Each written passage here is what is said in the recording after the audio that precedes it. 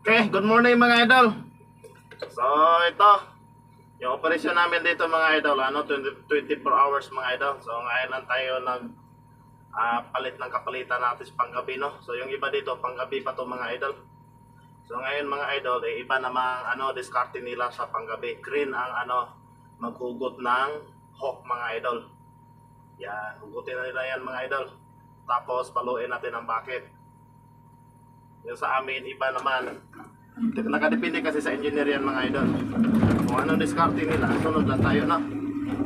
Kami naman sa pang-araw mga idol bako yung gamit namin mga idol. Habang yung crane naglifting ng trimmy pipe, nagkamada sa lagayan ng trimmy. So bako na lang yung gamit namin mga idol, no? Habang nag-antay, so bako na lang gamit namin mga idol.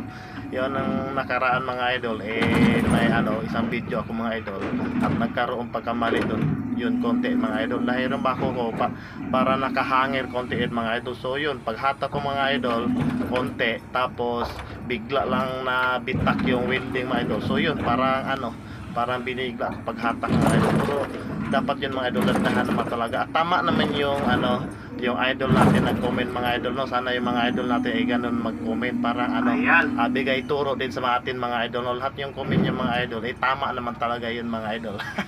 sana all na lang, no, mga idol, pag ganun mga comment lahat ng mga idol natin, para bagay dagdag turo din sa atin mga idol.